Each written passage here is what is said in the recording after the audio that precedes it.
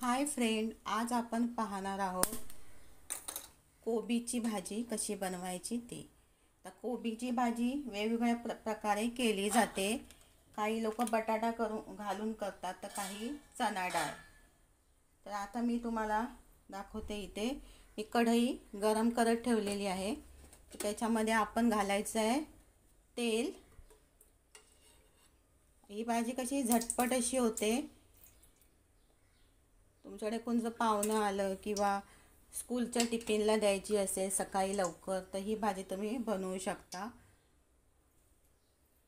15 ते 20 मिनिटामध्ये ही भाजी आपली तयार होते. तर तेल आपलं ना गरम झालेलं आहे. आता आपण त्याच्यामध्ये घालूया इथे मोहरी.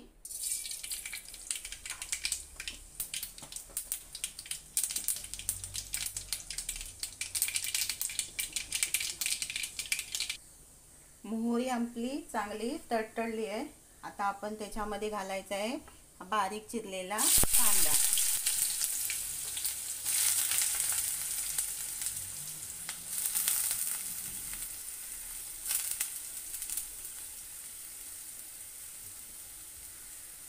कांदा चांगला परतून घ्यायचा आहे.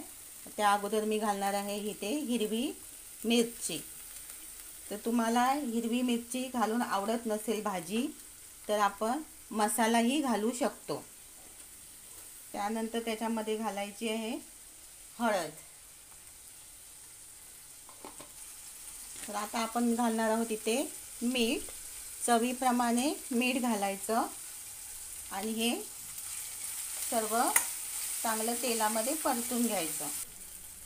तर आता आपण घालायचं आहे इथे एक मी बटाटा घेतला होता आणि त्याचे बारीक बारीक फोड्या करून घेतले. बटाट्याऐवजी तुम्ही चणा डाळ ही घालू शकता.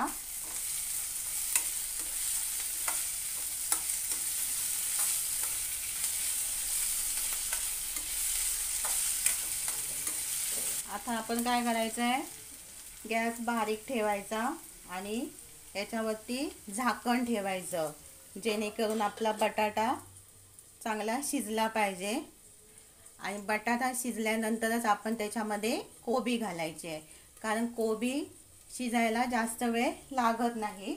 आता मी ना इथे 5 मिनिटानंतर इथे झाकण काढून पाहते आपला बटाटा शिजला आहे का.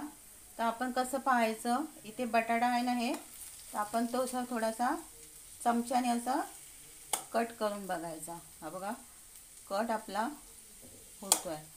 थोडासा शिजायला बाकी आहे. पण आपण काय करायचं, याच्यामध्ये आता ही बारीक केलेली कोबी घालायची आहे. कोबी मी पहिल्यांदाच कापून घेतलेली आहे. कोबी शिजेपर्यंत आपला बटाटा शिजणार आहे, त्यामुळे आता मी त्याच्यामध्ये कोबी घालते. ही बघा बारीक चिरून घेतली आहे.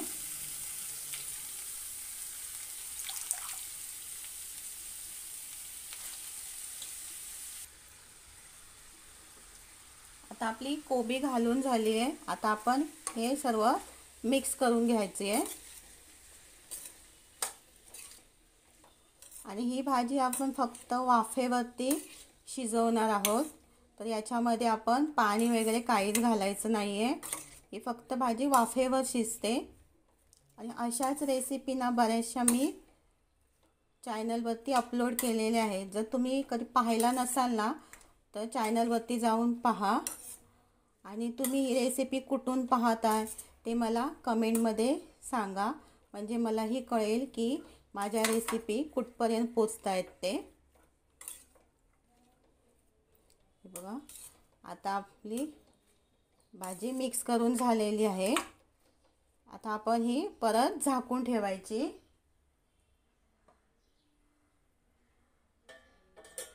आता आपण ही 10 मिनिटांनी खोलून पाहायची आहे. तर आता मी इथे झाकण काढून पाहणार आहे. हे बघा, कोबी पण आणि बटाटा पण आपला चांगला शिजलेला आहे. आता आपण याच्यामध्ये काय करायचं, ओलं खोबरं आहे ना हे घालायचं आणि हे छानपैकी असं मिक्स करून घ्यायचं। मग किती छान अशी आपली ही ना कोबीची भाजी तयार झालेली आहे।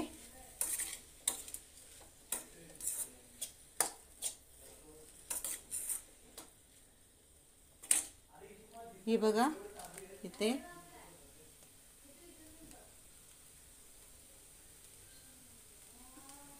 दिसायला पण एकदम छान अशी दिसते। मुलं पण आवडीने खाऊ शकतात ही भाजी। तुम्ही एकदा नक्कीच करून पहा या पद्धतीने।